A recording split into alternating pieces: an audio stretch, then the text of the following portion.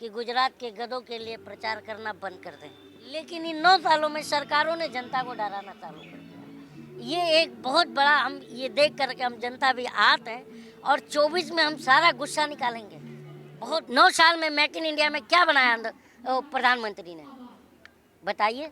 9 साल में प्रधानमंत्री ने मेक इन इंडिया के तहत सिर्फ अंधभक्त बनाया है। अंधभक्तों की उत्पत्ति हुई है मेक इन इंडिया में, अंधभक्तों की उत्पत्ति हुई है।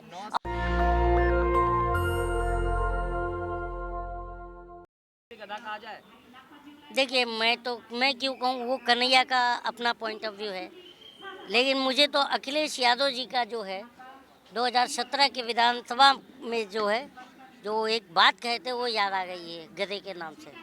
उन्होंने कहा था कि मैं सदी के महानायक से ये अपील करूंगा कि गुजरात के गधों के लिए प्रचार करना बंद कर दें, ये कहा था अखिलेश यादव जी ने।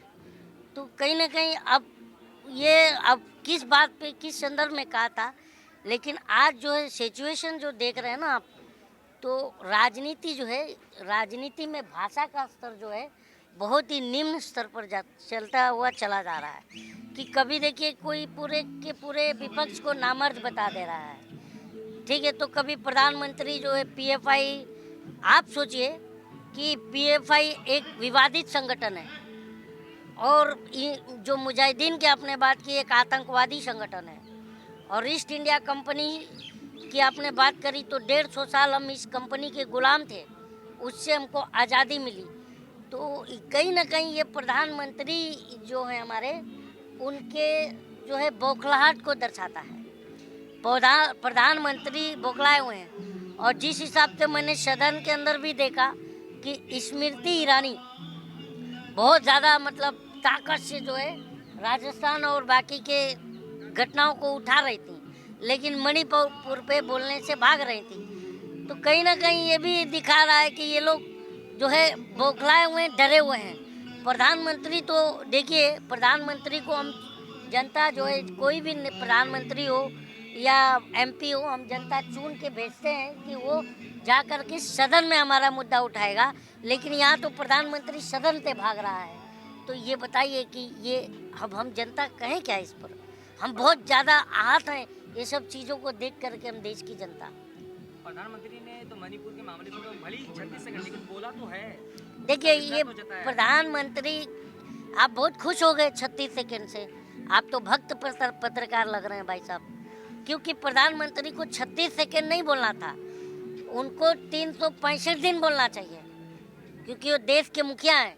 हमने 5 साल के लिए उन्हें मुखिया बनाया है, हम तो 5 साल के ही लिए बनाते हैं, और हम जनता ही तो देश के मालिक हैं। कोई ब्यूरोक्रेट, कोई प्रधानमंत्री, कोई सीएम, कोई पीएम, कोई कमिश्नर तो हमारा मालिक नहीं है, हम इस देश के मालिक हैं। लेकिन कहीं ना कहीं 9 सालों में ये लगा कि आज जो है जनता जो है सरकार से जनता नहीं डरती है, जनता से सरकारें डरती हैं। लेकिन इन 9 सालों में सरकारों ने जनता को डराना चालू कर दिया। ये एक बहुत बड़ा, हम ये देख करके हम जनता भी आहत हैं और 24 में हम सारा गुस्सा निकालेंगे। बहुत ज़्यादा गुस्सा है सरकार और मीडिया के प्रति देश में। संजय सिंह ने कुछ सवाल उठाए थे, उनको भी बर्खास्त कर दिया गया। तो देखिए, संजय सिंह को बर्खास्त किया गया है। आपको तो एक बार मैं कहता हूँ कि उसे कबूल नहीं उठती उंगलियां खुद पर, वो उंगलियों को निशाना बनाकर मानेगा।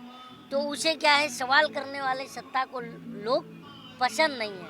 आज देखो, मैं तो बार कहता हूँ कि सत्ता सच सुनने की आदत बेच देती है, हया को, शर्म को आखिर सियासत बेच देती है, और निकम्मेपन की, बेशर्मी की अगर आंखों में चढ़ जाए तो औलादे पुरखों की विरासत बेच देती है। तो ये सब क्या है, निकम्मे हैं, नालायक हैं, जो अपने पुरखों की विरासत बेच रहे हैं। कहा गया कि संजय सिंह ने बदसलूकी की, बदतमीजी पर उतर आए थे, इस वजह से सभापति ने उन्हें बर्खास्त किया। ऐसा करेंगे तो बदतमीजी, तो बताइए मनोज तिवारी क्या किया है, बताइए। वो तो हकीम बने फिर रहा है, पुरानी बस स्टेशन के पीछे मिलिए मर्दाना कमजोरी का शर्तिया इलाज कर रहा है। कौन? मनोज तिवारी। तो कहने का मतलब इसको जो है ना, जो अब देखते हैं इसको, मैं तो मेरा ऐसा बोलना है कि इसे ही मतलब एक जो सेक्सोलॉजिस्ट होते हैं ना, अपने क्लिनिक के बाहर इसका एक फ़ोटो लगाएं और इसे ब्रांड एम्बेसडर बनाएं।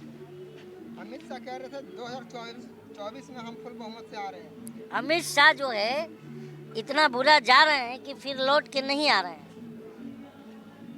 और जिस तरह से मोटा भाई कहते थे कि कांग्रेस दूरबीन से देखने पर भी नहीं मिलेगी, मुझे नहीं लगता कि इस बार अब कमल मिलेगी, क्योंकि हमने देख लिया कमल का हाल 9 सालों में।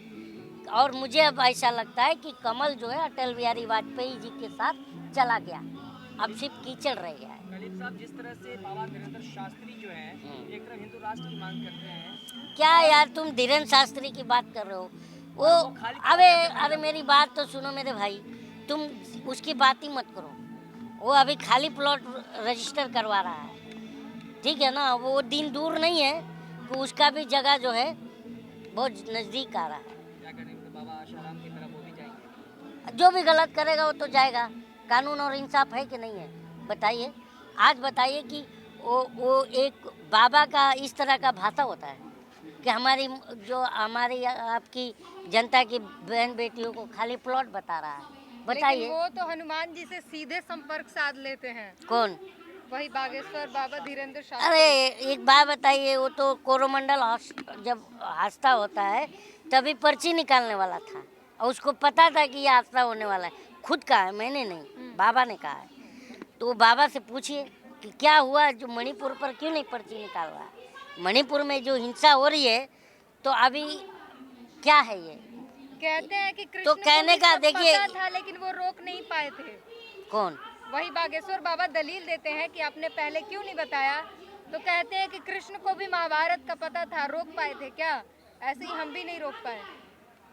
कृष्ण से तुलना खुद को। ये माइक हटा लीजिए मैडम जी, कसम से गुस्सा आ रहा है। भगवान गलती करता है, ये इंसान है। मैं इसलिए देश को कहता हूँ कि पढ़ो लिखो जानो और किसी नेता और बाबा के भक्त मत बनो। भक्त बनना है तो भगवान के बनो। भगवान गलती नहीं करते। कृष्ण से तुलना कर रहा है। महाभारत में कृष्ण ने जो रथ चलाई थी, लेकिन चक्रव्यूह भेदने का जो अभिमन्यु को ये जो भेदा था वो कृष्ण के बदौलत ही तो भेदा था ना अभिमन्यु ने, क्योंकि कृष्ण ने उनको सारथी बन करके एक रास्ता दिखाया था। और ये कौन सा रास्ता दिखा रहे हैं? हाँ, आपको खुद को पता है। राष्ट्र बनवा रहे हैं। अरे हिंदू राष्ट्र क्या बनाएंगे? अगर एक लोकतांत्रिक सरकार रहती ना देश में तो ये तुरंत जेल जाते, क्योंकि ये असंवैधानिक भाषा है।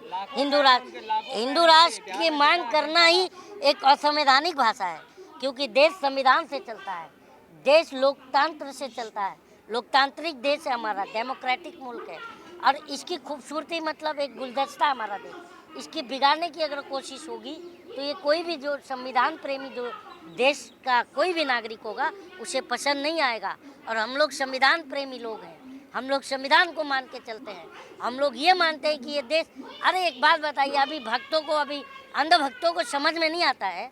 अभी अंधभक्तों को नीता अंबानी ने ना चप्पल भिगो के मारा था।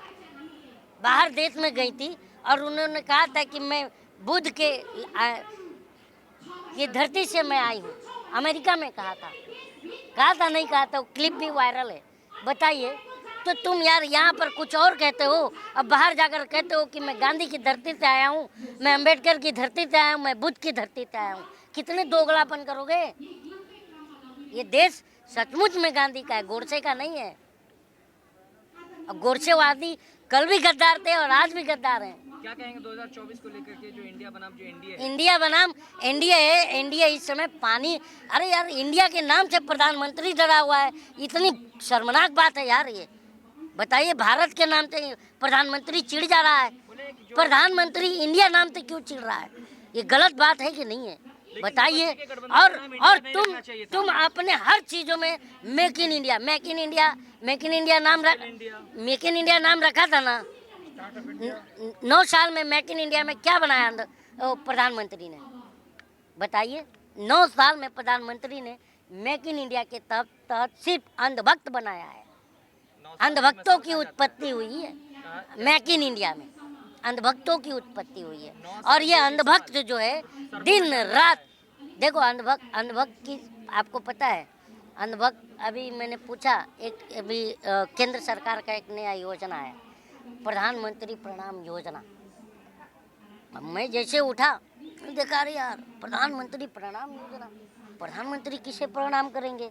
तो हम लोग चाय, तो जनता है, हम लोग चाय की दुकान पे जाते हैं, तो चाय की दुकान पर मैं बैठा था, तो मेरे और भी कुछ साथी मिल गए अंधभक्त। मैं बोला भाई ये प्रधानमंत्री प्रणाम योजना क्या है?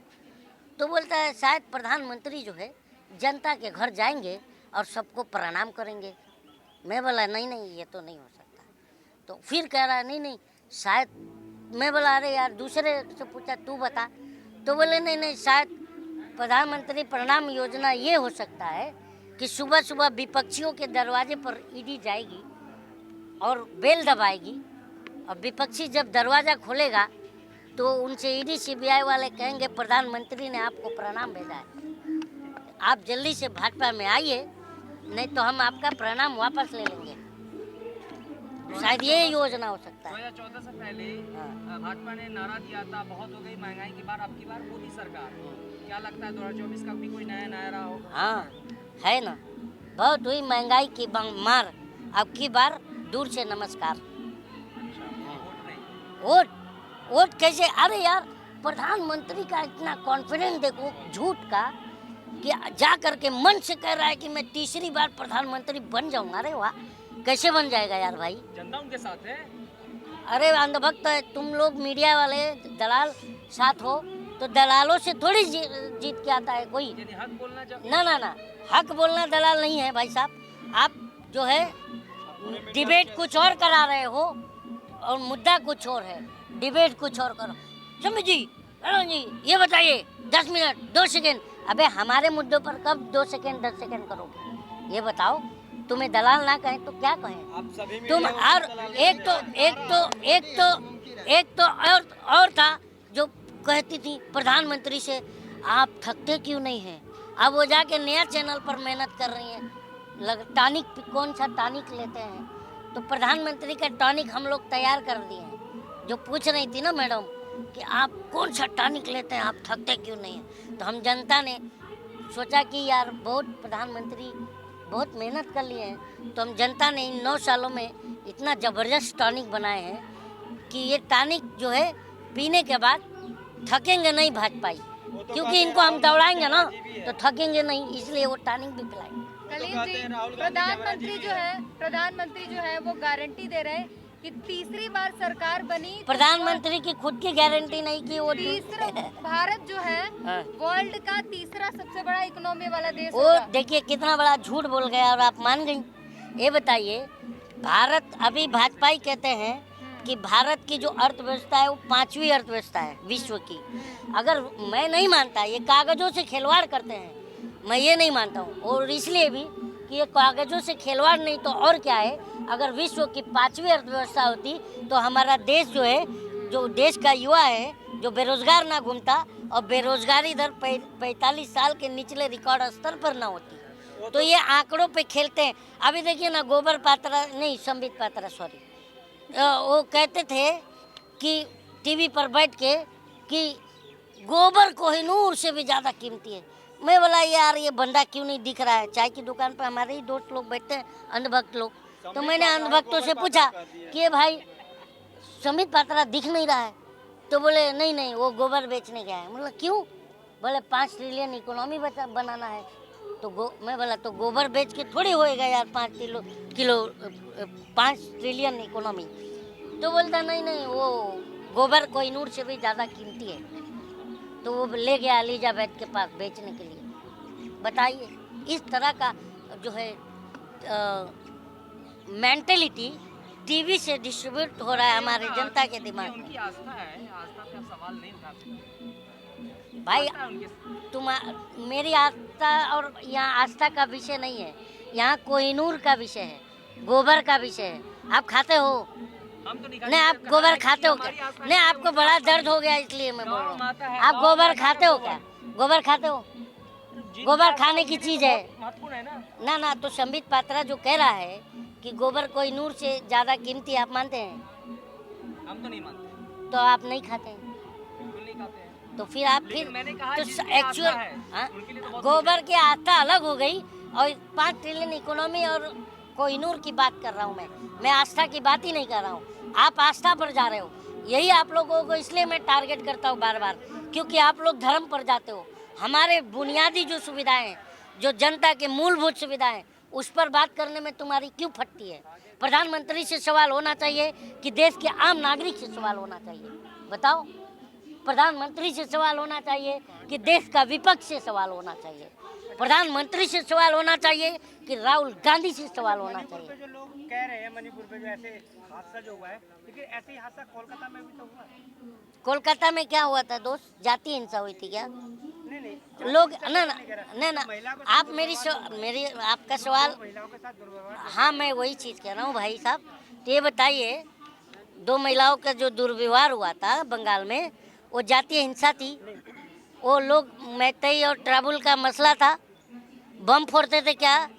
थानों से हथियार लूट के ले जाते थे क्या? केवल महिलाओं की बात कर रहा हूँ। तो फिर आप मणिपुर से क्यों जोड़ रहे हो? महिलाओं पे जो दो महिलाओं पे जो अत्याचार हुआ, हाँ, तो 2 महिलाओं पर अत्याचार हुआ तो कोलकाता में तुरंत जांच हुई और उनके सारे अरेस्ट हुए हैं, ये बात आपको पता है ना?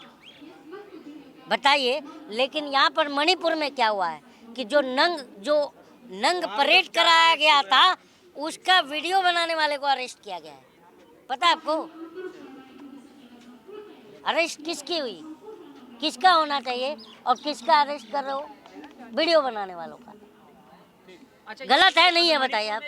नेशनल दस्तक की आपसे गुजारिश है कि अगर इसको बचाना चाहते हैं तो नेशनल दस्तक को सब्सक्राइब करने के लिए रेड कलर के सब्सक्राइब बटन को दबाएं, फिर बेल आइकन की घंटी दबाएं। नेशनल दस्तक को बचाने के लिए बहुत जरूरी है कि हर खबर को शेयर करें, लाइक करें, कमेंट जरूर करें।